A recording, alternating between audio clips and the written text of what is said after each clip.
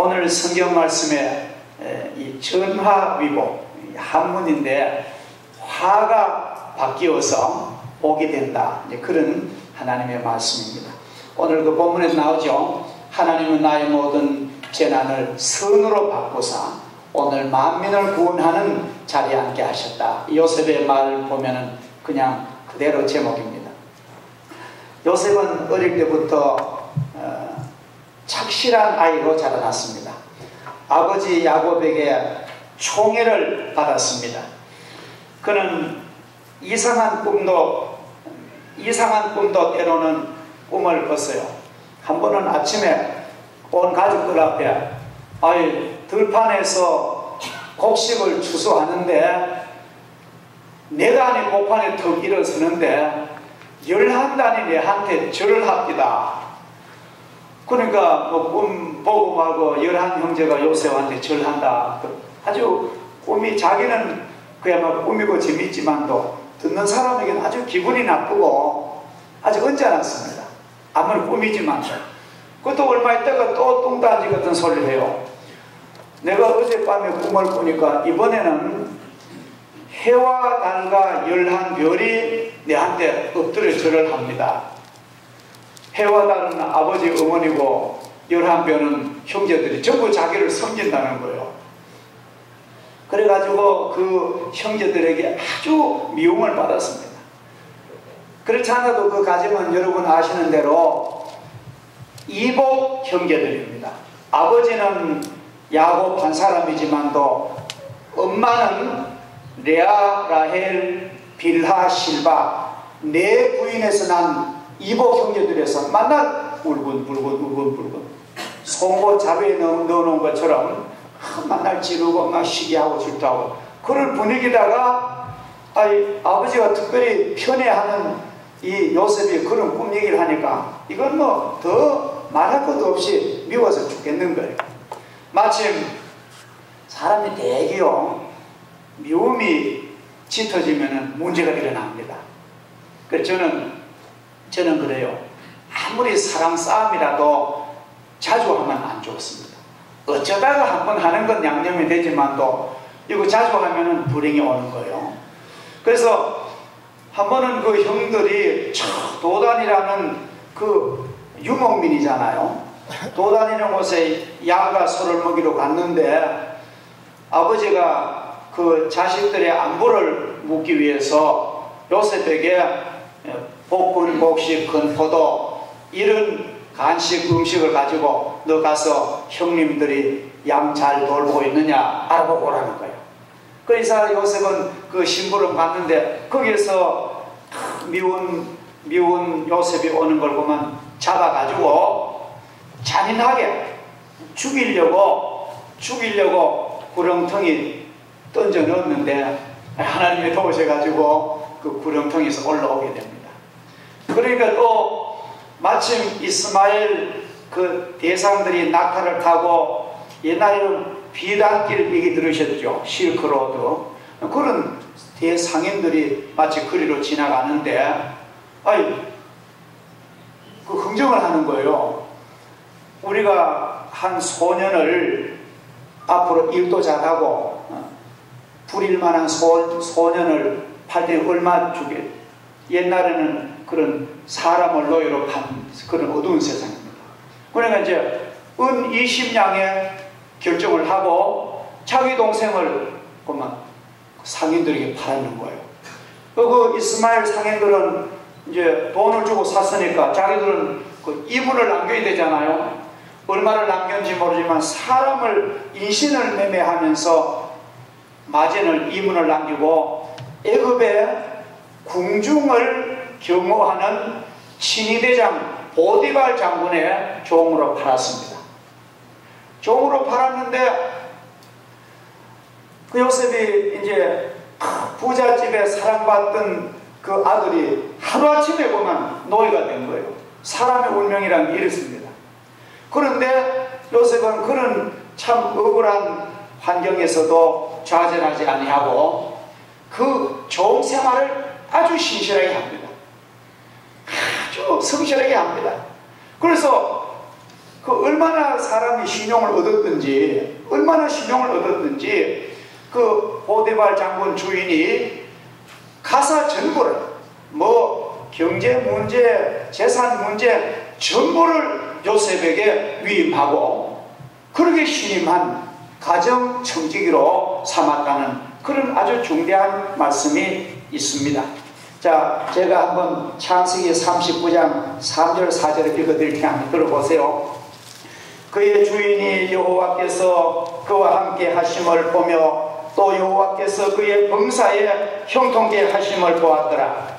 요셉이 그의 주인에게 은혜를 입어 섬김에 그가 요셉을 가정 총무로 삼고 자기의 소유를 다 그의 손에 위탁하니 그가 요셉에게 자기의 집과 그의 모든 소유물을 주관하게 한 때부터 여호와께서 요셉을 위하여 애굽 사람의 집에 복을 내리심으로 여호와의 복이 그의 집과 그의 밭된 모든 소유에 미친지라.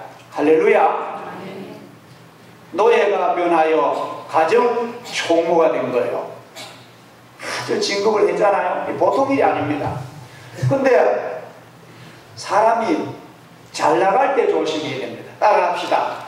잘 나갈 때 조심하자. 돈도 잘 벌 때 조심해야 돼요. 잘 나갈 때 조심해야 됩니다. 근데 아유 웬일입니까? 큰 시험이 온 거예요. 호사다마라고 그 주인 장군의 아내 보디발 장군의 와이프가 이 청년 요셉을 유혹을 하는 거예요. 이거는 젊은 청년에게는 굉장히 힘든 시험입니다. 아무도 없으면은 남편은 출근하고 집에 없으면은 이 부인이 말이죠.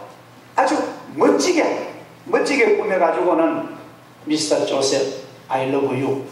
내하고 동침하잖아. 너가 내하고만 내 요구만 들어주면 내가 모든 걸 다 준다고. 여러분 이 젊은 청년 객지에 혼자 된 이 청년이 이 유혹이 얼마나 시험이 어려운지 여러분 상상해 되시죠? 요셉은 그 시험을 이기기 위해서 하나님께 기도하고 아주 입장에 거부할 때는 내가 하나님께 어떻게 득질하겠느냐, 내가 하나님께 죄를 지을 수 없다고 뛰쳐나가는 거예요. 이 악한 여자가요 자기의 그 요구 조건이 안 되니까, 안 들어주니까 하루는 막 요셉을 막 딱 잡고 그 자기의 요구를 들어가는 거예요. 요셉이 딱 잡혔다가 막 뿌리치고 나가는데 위에 옷이 그 여자가 딱 잡고 옷이 벗겨진 채 보면 쫓겨나갔습니다. 그 죄를 안 지려고. 그러니까 이게 막 저녁에 자기 남편이 돌아오는 뒤에 그 옷을 보이면서 완전히 거짓말로 저 히브리 종 노예 녀석이 나를 성폭행 겁탈하려고 아무도 날 덮치다가 내가 막 소리를 지르고 막 이러다가 하니까 겁이 나서 쫓겨갔는데 옷도 벗어놓고 갔더라. 그래서 증거물을 덮대는 그 얘기를 들은 남편이 막 이게 막 사람이 미칠 지경이에요. 그래서 대번 요셉을 죽이지는 못하고 깊은 감옥으로 처해버렸습니다. 죽이는 보다 그게 더 힘들잖아요. 저 다른 나라는 어떤 흉악한 죄인은 뭐 200년, 300년 그런 징역을 보내는데요. 그래 제가 이제 그 얘기를 이제 여기까지만 하고 얼마나 억울하겠습니까? 어디 하소연할 때도 없고 뭐 해봐야 뭐 누가 들어주도 않고 고스란히 그 젊은 청년의 인생이 감옥에 썩게 된 것을 우리는 성경을 통하여 잘 알 수가 있는 것입니다. 그 악하고 요염한 보디발의 아내에게 그런 누명을 쓰고 억울한 감옥으로 그 운명이 결정지어졌지만도 인간들은 요셉을 해하려고 하였고 위험한 궁지로 몰아넣었으나 하나님께서 그 모든 전말을 다 보시고 알고 계신다는 것입니다. 이것이 참 우리 성도들에게는 중요한 그런 축복의 제기의 그런 요인이 되는 것입니다. 하나님께서 이 모든 문제를 다 아시기 때문에 하나님의 공의가 오늘 사회 보신 목사님이 하나님의 공의로운 강물을 말씀하셨는데, 이 하나님이 억울한 문제를 해결해 주셔서 악을 선으로 바꾸어 주셔서 오늘처럼 이 자리에 수많은 생명을 구원하게 되었음을 이 요셉은 창세기 50장에 와서 직접 간증을 하고 있는 것입니다. 우리네 삶에는 힘들고 어려운 시험과 혹은 환난과 혹은 재난과 지난 주간에 그런 태풍 같은 천재지변과 불행이 종종 우리의 인생을 녹화합니다. 그것은 그것은 우리가 반갑지 않습니다. 옛날 사람에도 그런 불행이 왔고 현대인들에게도 그런 슬픔과 화가 때로는 예고 없이 찾아옵니다. 요셉의 경우는 형들의 시기와 질투, 보디발 장군의 와이프의 정욕, 이런 죄가 요셉에게 큰 재앙으로 화가 미쳤습니다. 요사이 어린이 성폭행 사건도 가만히 보면은 인간의 정욕과 죄악이 그런 끔찍한 그런 죄의 원인입니다. 욕심과 욕망이 비참한 사건의 요인입니다. 우리가 교통사고를 대략 보면요, 교통사고가 대부분은 인간의 무지와 욕심 때문에 교통사고 일어납니다. 너무 과속하고 욕심이잖아요. 남보다 자기가 빨리 간다. 빨리 가서 어쩔 겁니까? 그리고 또 막 술 먹고 이 음주운전, 이거 아주 욕심입니다. 아주 잘못된 겁니다. 이거 음하게, 지금보다 더 음하게 다스려야 됩니다. 음주운전은 살인죄라 그러잖아요. 그리고 또 법규를 위반하는 이 법을 어기는 거, 이게 있을 수 없습니다. 그래서 이런 것 가만 보면 비참한 교통사고 원인도 인간의 욕심과 무지에서 온다는 것입니다. 사탄의 죄의 그 세계는 전부 무지와 욕심이 자리하고 있습니다. 그 밖에 우리 인간의 그 모든 어려운 문제도 그 원인을 알 수 없는 재난도 많습니다. 천재지변이라든지 무서운 어느 날 찾아온 병, 질병, 우리가 원인을 모릅니다. 그런데 여기서 우리 믿는 사람들이 아주 주의해야 하는 한 가지는요, 우리가 어려운 시험 만나고 재난 만날 때에 그냥 덮어놓고 하나님의 뜻이라고 그런 말을 아주 쓰지 마시기 바랍니다. 우리가 덮어놓고 생각 안 하고 하나님의 뜻이지 뭐 이런데 아주 그런 말은 극히 조심해야 됩니다. 혹시 우리가 성도들 어려운 일 당할 때 가서 위로하러 갔다 신방 갔다가 생각 없이 보면 하나님의 뜻이지 뭐 이렇게 하면은 그 듣는 사람은 아주 그 재난보다 더 무서운 그런 충격을 받는 거예요. 하나님은 그런 하나님 아닙니다. 하나님은 소자의 생명도 살리시고 환난에서 구원하시는 능력과 사랑의 하나님이신 줄 믿습니다. 그 재난의 원인은 모르는 거예요. 성경에도 그런 답이 없습니다. 그런 환난과 그런 재난이 왜 오는지 우리는 질문으로 우리 그냥 둔 것입니다. 그래서 우리는 어떤 일에 무슨 당할 때야 하나님의 뜻이지 뭐 이런 말은 아주 극히 자기 자신에게는 우리가 믿음으로 인내하기 위해서 그런 어떤 자기 자신에게는 경고로 쓸지 모르지만 형제들에게는 그런 말을 아주 삼가시기를 부탁을 드립니다. 일전에 부산에 아주 좋은 교회 안락교회라고 그 부산 안락교회 아주 좋은 우리 총에 속한 교회인데 그 안락교회에서 파송한 아주 젊은 목사님 선교사님 조원준 선교사님 필리핀 마닐라에 가서 선교사로 일을 했습니다. 태풍 9호 시올라 태풍이 와서 그날도 주일인데 자기가 선교지에 있는 교회를 세웠는데 그 교회에 가자면 강을 건너야 되는 거예요. 막 아이들 주려고 굶주린 아이들 주려고 빵하고 우유하고 사가지고 차에 넣고 호구 속에 가다가 강물에 휩쓸려서 그만 죽었습니다.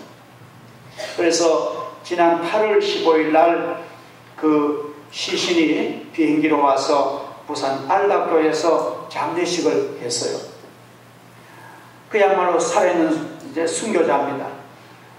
장례식을 드리는 가운데 그 조원준 목사님, 선교사님의 유족으로는 원래 35살 사모님 유은숙 사모님과 아들 조유빈, 조유찬 5살, 8살 하는 두 형제 아버지를 먼저 보낸 것입니다. 안락교회 담임 목사님이 말씀을 전하면서 우리는 이제는 알 수 없지만도 하나님을 알고 계신다고 눈물로 말씀을 전하시고 그 시신을 화장해서 안락동산에 묻었습니다. 근데 그 목사님, 젊은 목사님의 아버지가 아주 저하고 친한 친구예요. 대전에 동부제일교회 담임 목사이신 조면호 목사님의 아들입니다. 저도 그 자라날 때 봤어요. 근데 조면호 목사님은 저하고 친구라서 1년에 한두 번씩 만나고 늘 그런데 요번에 한번 총회도 또 만날 것이고, 근데 그 조면호 목사가 저한테 또 매일 또 오고서 제가 위로를 드리고 하니까 그 소식을 듣고 필리핀으로 부부가 비행기로 가서 그 현지에서 시신을 염을 하는데 그 아들이 두 손을 확 쥐고 있더래요. 그래서 확 찌럽혔는데 그러면서 그 현지 있는 교원들이 그러더래요. 우리 목사님, 우리 선교사님 아이들 빵 주려고 빵 안 놓치려고 저렇게 손 잡고 있고, 그래서 막 눈물바다가 됐다. 그래서 조민호 목사님이 그 자리에서 우리 아들 천국 가서 하는 게 감사하고 얼마나 속이 쓰리고 아프겠습니까? 그러면서 내 있는 재산 반을 해서 이 강에 다리를 놓겠다. 다리가 한 한국 돈 한 8천만 원 든답니다. 그래서 다리 놓기로 하고 모든 위로금을 다 해서 다리 놓기. 우리 동문들도 아마 그 다리 놓는데 이제 뭐든지 기부금을 이제 보내려고 합니다. 여러분, 세상에는 설명할 수 없는 재난이 당합니다. 그러나 우리는 재난을 현실은 너무 슬프게만 보이지만도 저는 그렇게 봅니다. 저는 친구에게 그런 말을 했습니다. 반드시 자네 가정과 앞날에 크신 영광 주실 것이었어요. 순교자의 피는 교회와 가문에 축복의 씨앗이 된다고. 이왕 한 번 죽을 몸인데 하나님 앞에 순교한다는 것, 참 물론 그 돌아가신 그 아들로 보면은 안타깝지만도 크게 보면은 우리는 하나님 앞에 영광입니다. 우리가 이런 큰 뜻을 가지고 인생을 살면은 우리 시시한 문제 때문에 우리 너무 질질 끌리지 않을 줄 압니다. 하나님께서는 악을 선으로 바꾸사 이것이 하나님이 하시는 능력과 사랑입니다. 어떠한 원인으로 재난이 미쳤든지 하나님은 그것을 선으로 바꾸실 수 있다고 믿는 것이 우리 기독교 신앙입니다. 비록 죽음으로 끝나지 않습니다. 어떤 가족이 죽은 그 자리에서 아주 아름다운 꽃이 피는 그런 가문을 우리 많이 보고 있습니다. 할렐루야. 누구 하나가 희생하면은요, 그게 슬픔이 아닙니다. 그 자리에서 많은 가족들의 영광의 일이 일어날 줄 믿습니다.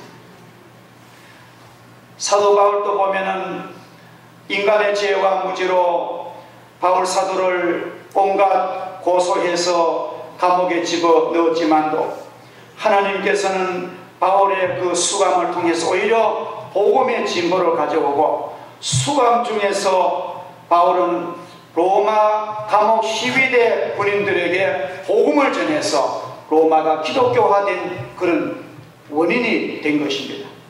사도 요한도 그는 예수님의 일을 하다가 로마 관원들에게 붙들려서 유배를 당합니다. 사람이 살지 않는 불모의 땅 지중해 반모섬에 돌산인 그 섬에 가서 외로운 눈물의 세월을 보냅니다. 동물에 살면서 그렇게 적적해 지내는데 그의 몸은 쇠약해지고 그의 육신의 눈은 희미해지고 그의 귀는 말이 잘 안 들리고 나이가 많은 노인 요한입니다. 그러나 그의 신령한 귀는 더 밝아지고 그의 영안은 더 밝아지고 그의 영적인 힘은 하나님이 더 주셔서 하나님께 계시를 받아서 오늘 우리가 읽은 요한계시록을 유배지에서 쓴 책인 것입니다. 예수님의 십자가를 우리가 한번 보세요.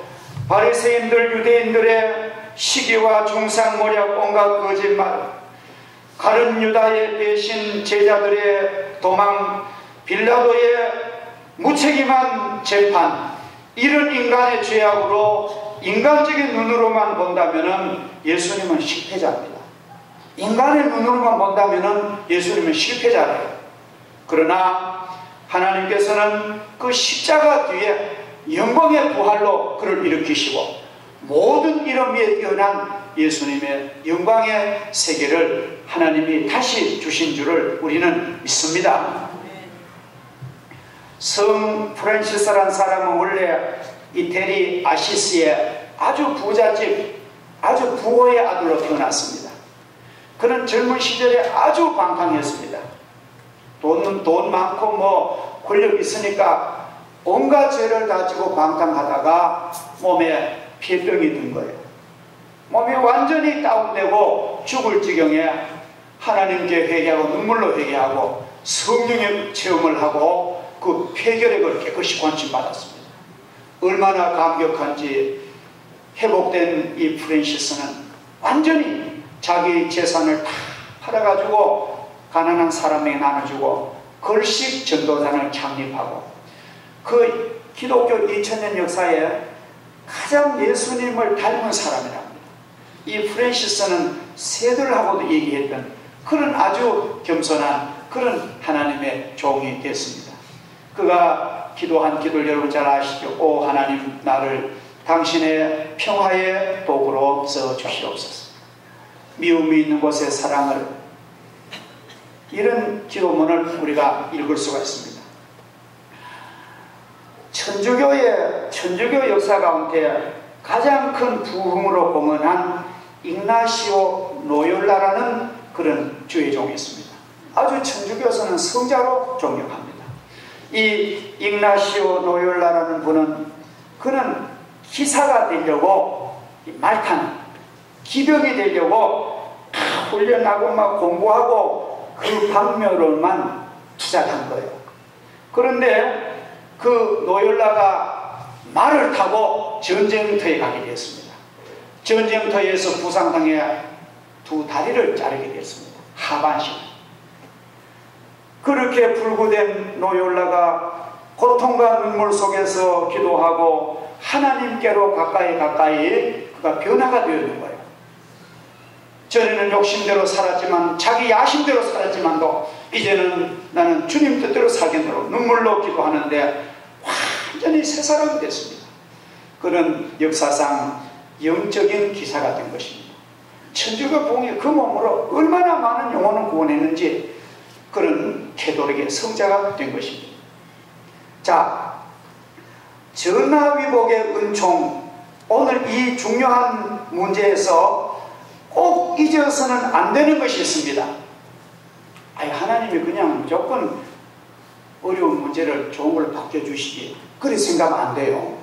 이 전하위복의 이 세계에 꼭 한 가지 우리가 빼서는 안 될 게 있는데, 그 뭐냐면은 나 자신의 믿음이 거기에 있어야 된다는 거예요. 그래야 전하위복이 돼요.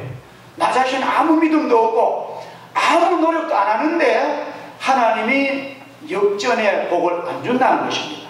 할렐루야. 이게 아주 중요합니다.